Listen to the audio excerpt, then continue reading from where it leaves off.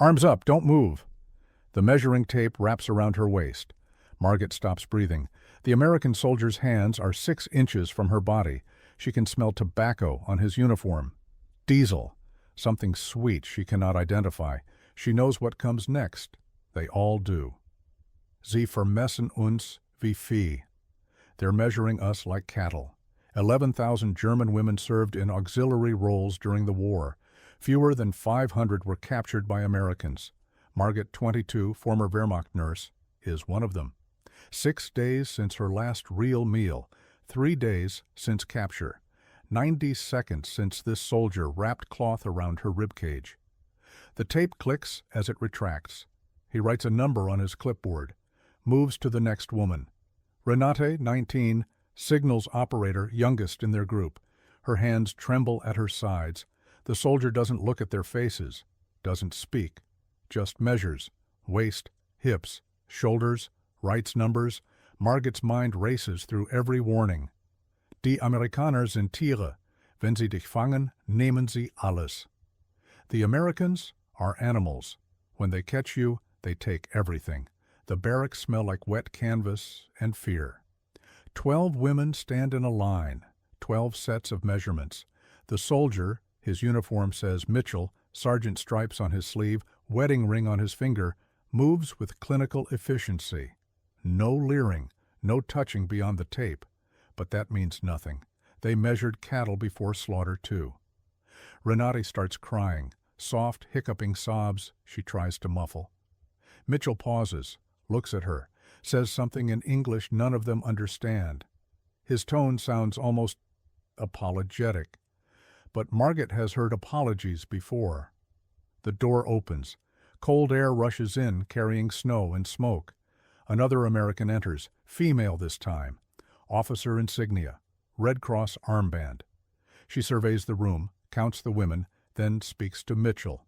Margaret catches one word, just one. Uniform. Her stomach drops. The female officer is pointing at their clothes now, at the Wehrmacht auxiliaries' gray wool uniforms, the only clothes they have, the only proof they're military, not civilians. Without uniforms, Geneva Convention doesn't apply. Without Geneva Convention, the female officer holds up her hand, 5 fingers, then points at their clothes again. Ausziehen. Strip. Renate's sobbing gets louder. Margaret's hands won't stop shaking. 37 women have been processed through this camp. 0 have returned to tell what happens next. Mitchell writes another number, circles it twice. And the female officer says something else, something that sounds like a command. Strip to your undergarments.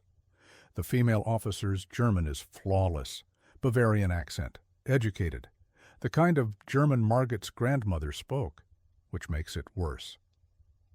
Lieutenant Dorothy Vance, 28, U.S. Army Nurse Corps, stands in the doorway holding a clipboard.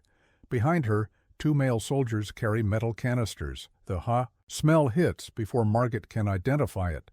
Chemical, sharp, burning the inside of her nostrils. Das ist es. Erst vermessen, dann ausziehen, dann...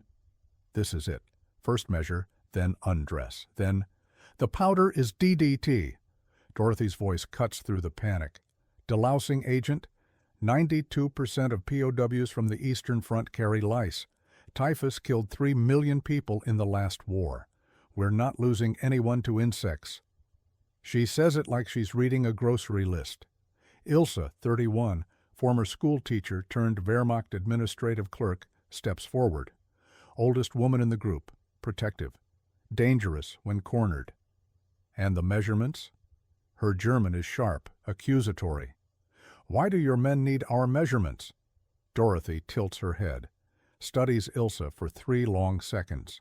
Uniforms. Silence. Your current uniforms are non-compliant, no proper insignia. Under Geneva Convention, you could be classified as spies, shot without trial. We're measuring you for replacement uniforms that will keep you legally protected. The words don't register. Margaret hears them, but her brain refuses to process. Replacement uniforms, legal protection. These concepts don't exist in the world she was promised. Sie haben uns gesagt, die Amerikaner würden uns wie Dreck behandeln. They told us the Americans would treat us like dirt. Renate stops crying, stares at Dorothy. You speak German. My grandmother was from Munich. Then why didn't you tell us? Why did you let us think?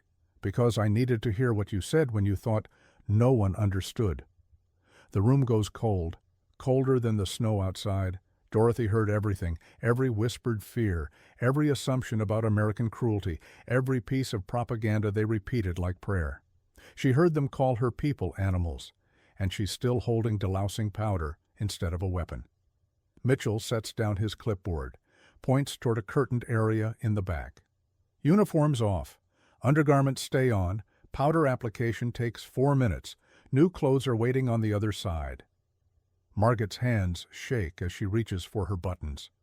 Behind her, through the window, smoke rises from a barrel outside. Something is burning. Gray wool. Familiar stitching. Their uniforms. The flames eat gray wool like starving animals. Margit presses against the window. Her uniform, the one she wore for 11 months, the one with her mother's photograph sewn into the lining, is curling black in a metal barrel. She screams, in German, in sounds that aren't words. Stop! Please, there's something inside. Private Samuel Torres, 24, supply clerk from New Mexico, drops his armful of uniforms. Looks at the crying woman behind the glass. Doesn't understand a word she's saying. But he understands the gesture, hand over heart, pointing at the fire. He moves before thinking. Wird sich verbrennen. Für was? Für uns? He'll burn himself. For what? For us? The flames lick at Samuel's sleeve as he reaches into the barrel. Margit's uniform is mostly gone, but his fingers find something solid. Cardboard backing, photographic paper. He pulls out a rectangle of scorched memories. The U.S. Army burned 1.4 million enemy uniforms in 1945, standard decontamination protocol. German women's auxiliary uniforms were particularly dangerous. No proper insignia meant no Geneva protection. Burning them wasn't cruelty. It was legal salvation. But regulations don't account for hidden photographs. Samuel walks to the window, holds up the picture, edges singed, center intact. A middle-aged woman in a Sunday dress, unsmiling, German formal portrait style. Margit's hands flatten against the glass. Her mother, dead since 1943, bombing raid on Hamburg. That photograph was all she had left. Dorothy appears beside Samuel, translates. He wants you to have this. Why? Margit's voice cracks. Why would he risk burning for an enemy's photograph? Dorothy asks Samuel. He responds in English. She translates. His grandmother was hidden by a German family in the last war. Someone else's enemy saved someone he loved. He says... Dorothy pauses. He says it passes forward. Margit takes the photograph through the processing window. Her tears cut tracks through the delousing powder on her cheeks. Wir wurden angelogen, über alles. We were lied to, about everything. Behind her, new uniforms wait, American issued, olive drab, proper insignia marking them as protected prisoners of war, legal, safe, foreign. But before she can reach for them, something changes. 2 MPs round the corner, walking fast, focused. They're heading straight for Renate. One reaches for his belt. Metal glints in the gray light. Handcuffs. Renate sees them coming. Her face goes white. I didn't do anything, she screams. I'm not what they think I am. The handcuffs click open. The handcuffs bite into Renate's wrists. I'm not SS, I'm not SS. She screams it in German, then broken English, then German again. The words blur together. Snot runs down her face. Her knees buckle, but the MPs hold her upright. Captain Edward Harris, 40, Army Intelligence, hasn't slept in 38 hours. He's made 6 identification errors this week. Overturned 4, 2 still pending. Renate might become number 7. Wenn Sie mir nicht glauben, bin ich in 2 Tagen tot. If they don't believe me, I'll be dead in 2 days. The file in Harris's hand says SS Helferinnen, Female Auxiliary, Signals Unit attached to Concentration Camp Administration. The unit number matches Renate's paperwork. except it doesn't.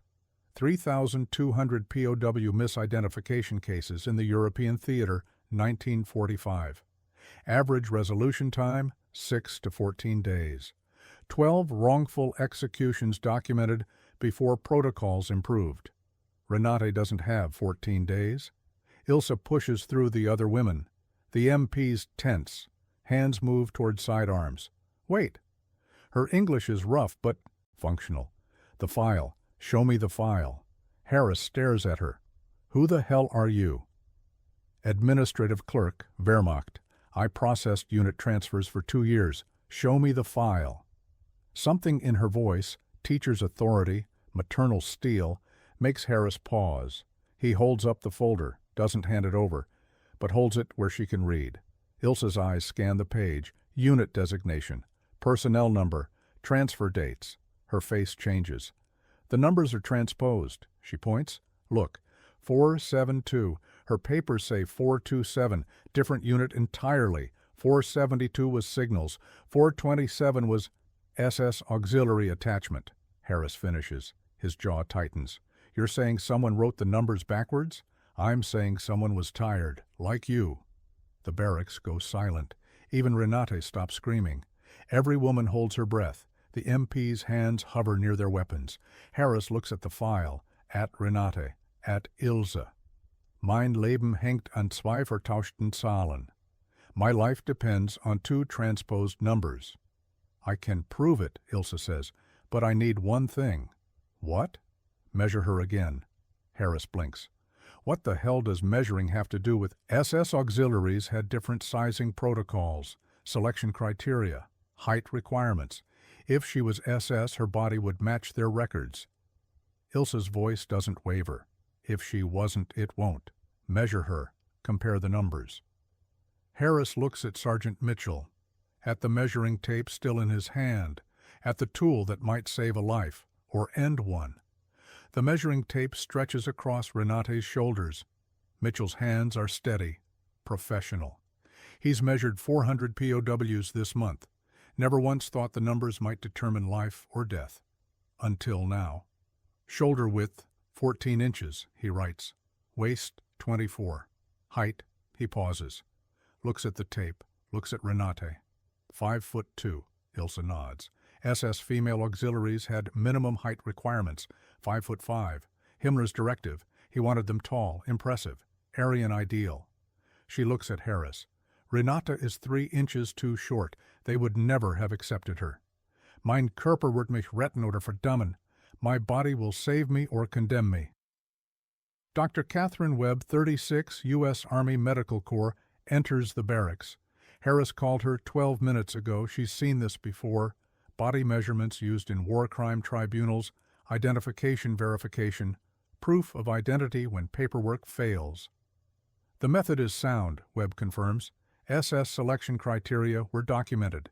Physical standards were rigid. If she doesn't match the profile, she doesn't match. Ilse's voice cuts like glass. Look at her, 5'2", narrow shoulders. She's built like a schoolgirl, not an SS recruitment poster. Harris stares at the numbers. Mitchell's measurements, Webb's confirmation, Ilse's knowledge. The file still says 427, SS auxiliary, but the body says 472. Signals operator, numbers transposed by an exhausted clerk. Os is teenager's life hanging on 2 digits in the wrong order. Uncuff her. The MPs hesitate. Harris's voice hardens. I said, uncuff her. Now. Metal clicks. Renate's wrists fall free. Red marks bloom where steel pressed too tight. She crumples against Ilse, sobbing into the older woman's shoulder. Du hast mir das Leben gerettet. You saved my life. The measuring tape retracts with a soft click. Mitchell winds it around his hand. 30 seconds ago, it was a tool for sizing uniforms. Now it's evidence. Proof that protocol, followed correctly, can prevent tragedy. Margaret watches from across the room, clutches her mother's photograph. Today fire nearly destroyed her last memory. Handcuffs nearly killed an innocent girl, and a measuring tape, the thing they feared most, turned out to be salvation. Nichts ist, was wir dachten. Nothing is what we thought. Harris closes the file, rubs his eyes. 39 hours without sleep now. But before anyone can breathe, he speaks again. She's clear, but we found something else in the records. He's looking at Ilse. About you. Ilse's hands go still. Harris is looking directly at her now. The file in his grip has a different color tab. Red. Investigation records. The kind that follows people across borders and through wars. 1943, Königsberg. You were investigated by the Gestapo. The room freezes. Every woman stares at Ilse, the protector, the translator, the one who just saved Renata's life. Investigated by Gestapo means one of two things, victim or collaborator. Sie werden mich jetzt hassen oder bemitleiden. Ich weiß nicht, was schlimmer ist. They'll hate me or pity me now. I don't know which is worse. You were a school teacher, Harris continues. 3rd grade class, mixed enrollment. One of your students was named Ruth Kaufmann. Ilse closes her eyes. Jewish? Yes. 77,000 Germans documented helping Jews during the Reich. 600 later recognized as righteous among nations. Most never sought recognition. Most never survived. Ilse was reported in March 1943. Hidden a 14-year-old girl in the school's basement during a roundup. Kept her there for 3 days. Fed her from her own rations. Then watched as the Gestapo found the basement anyway. What happened to her? Harris's voice is different now. Softer. Curious instead of accusatory. They took her. Theresienstadt. Ilse's voice cracks. I don't know if she survived. I never saw her again. Ich habe nicht genug getan. Ich habe sie versteckt, aber ich konnte sie nicht retten. I didn't do enough. I hid her, but I couldn't save her. The investigation file documented Ilse's punishment. Transfer from teaching to administrative work. Wehrmacht auxiliary assignment. Not prison, not death. The Gestapo officer who filed the report was Ruth's neighbor. He wanted the girl, not the teacher. Ilse spent 2 years pushing paper for an army she despised. Survived by becoming invisible, protected others. When she could, like Renate, like the women who never knew her history. Margit stares at the woman who helped her. Enemy or hero? Both? Neither? Dorothy steps forward. Her hand touches Ilse's shoulder. I know where Ruth is. The words don't register.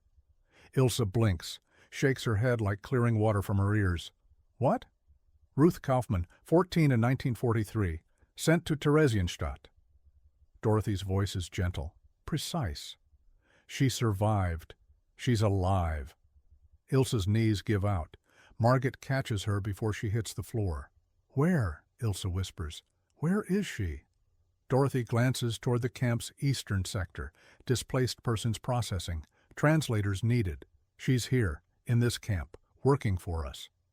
Ilse can't breathe. 3 years. 3 years of nightmares. Watching Ruth dragged away, hearing the truck door slam, imagining horrors she couldn't stop, couldn't prevent, couldn't undo. And now Dorothy is saying she's here. How long have you known? 48 hours. Du wusstest es und hast nichts gesagt? You knew and said nothing? I needed to verify, cross-reference the records, make sure it was the same Ruth Kaufmann. Dorothy's voice stays calm, professional. Theresienstadt processed 60,000 children, 11,000 survived. Ruth was one of them. The number lands like a physical blow, 60,000 children, 11,000 survivors, 49,000 ghosts. And Ruth, somehow, impossibly made it through. Margit helps Ilse stand. The older woman's legs shake. Her face has gone gray. She looks 20 years older than she did 10 minutes ago. Can I see her? Dorothy nods, turns toward the door, stops. She doesn't know you're here. She thinks you died. Gestapo records listed you as executed in 1944. Clerical error. They mixed up your transfer papers with an execution order. Ilse laughs. Hysterical. Broken. Wir haben beide überlebt durch die Fehler von Bürokraten. We both survived because of bureaucratic mistakes. Footsteps outside. Approaching. Dorothy holds up her hand, waits. The door opens. Ruth Kaufman stands in the frame, 16 now, tall for her age, thin in a way that speaks of years of hunger. She wears an American uniform, translator insignia, displaced persons division. Around her neck, a small pendant, silver, Star of David. Ilsa gave it to her in 1943. Hide this, she'd said. Never let them see it. But never forget what it means. Ruth still has it. Their eyes meet. 3 years of separation, 3 years of believing the other was dead, 3 years of guilt and grief and prayers to a God neither was sure existed anymore. Ruth's hand rises to her pendant. Her mouth opens, closes, opens again. Frau Brenner? The name breaks something inside Ilsa. Her married name, the name Ruth knew, the name that belonged to a different woman in a different world. She nods, can't speak. Tears stream down her face. Ruth crosses the room in 4 steps, throws her arms around the woman who tried to save her, the woman she thought was dead, the woman who never stopped being her teacher. Du hast mich nicht im Stich gelassen. You didn't abandon me. Ilsa finally breaks. 3 years of holding everyone together, and now she shatters completely. October 1945, Nuremberg. Ilsa sits in a witness chair. American lawyers on one side, documentation officers on the other. Her hands rest flat on the wooden table. Steady now, 6 months of healing. Please state your name and former occupation. Ilsa Brenner, school teacher, then Wehrmacht administrative clerk. She pauses. Unwillingly. Ich sage die Wahrheit. Endlich. I'm telling the truth. Finally. The courtroom smells like paper and old wood. Flashbulbs pop. Stenographers type. History records itself one testimony at a time. 3,400 former German POWs were employed by Allied occupation forces by October 1946. 890 testified in documentation proceedings. 12 received asylum for anti-Nazi activities. Ilsa isn't seeking asylum, she's seeking closure. Across Europe, the women from that Belgian barracks have scattered, rebuilt, transformed. Margaret works at a U.S. Army hospital in Frankfurt, surgical assistant. Her hands, once shaking, terrified, now steady under operating lights. Samuel Torres transferred to the same hospital. Medical supply coordinator. They eat lunch together every day. The engagement ring arrived 3 weeks ago. Ich werde den Mann heiraten, der das Bild meiner Mutter aus dem Feuer gezogen hat. I'm going to marry the man who pulled my mother's picture from the fire. Renate studies in Heidelberg, legal interpreter training. The Americans who nearly executed her by clerical error now pay for her education. She processes POW paperwork, catches transposed numbers, saves lives the way Ilsa saved hers. Ruth writes from England, monthly letters, sometimes more. She found relatives, an aunt in Manchester, cousins she never knew existed. The pendant still hangs around her neck. Never taking it off, she wrote. It reminds me that some people risk everything for strangers. Ilsa finishes her testimony at 4:47 p.m., answers every question, holds nothing back. The documentation officers thank her. The lawyers pack their briefcases. She walks out of the courthouse into autumn rain and stops. Dorothy Vance stands under an umbrella. Civilian clothes now. Discharge papers filed in August. She's returning to America next week. Medical school applications. The GI Bill covers tuition, but she didn't leave yet. She's holding an envelope. I kept something, Dorothy says. Thought you might want it back. Ilsa takes the envelope, opens it. Inside, a yellow cloth measuring tape, frayed at the edges, worn soft from use. The tape that measured her fear, measured Renate's innocence, measured the distance between propaganda and truth. Why did you keep this? Dorothy smiles. Evidence. That protocol can save lives. Ilsa holds the measuring tape for a long time. Yellow cloth, frayed edges, numbers faded from use. It looks like nothing, weighs almost nothing, changed everything. Arms up, don't move. She heard those words 6 months ago. heard threat, heard violence, heard every warning the Reich ever whispered about American soldiers. She heard wrong. Manchmal ist Angst nur ein Missverständnis, das auf Übersetzung wartet. Sometimes fear is just a misunderstanding waiting for translation. Dorothy stands beside her in the October rain. Two women from opposite sides of a war that killed 60 million people. One held the tape. One feared it. Both remember. What will you do with it? Ilse wraps the cloth around her fingers. The same motion Mitchell made. The same motion that measured 12 terrified women in a freezing Belgian barracks. Keep it, for now. She kept it for 40 years. In 1985, Ilse Brenner donated the measuring tape to a Holocaust memorial museum. The display case sits between a child's shoe and a yellow star. The placard reads, POW Processing Tape, Belgium, 1945. Used to measure German women prisoners for replacement uniforms. Donated by Ilse Brenner with note, sometimes the most terrifying moment of captivity was actually the moment they were trying to give us clothes. Sergeant Harold Mitchell returned to Ohio.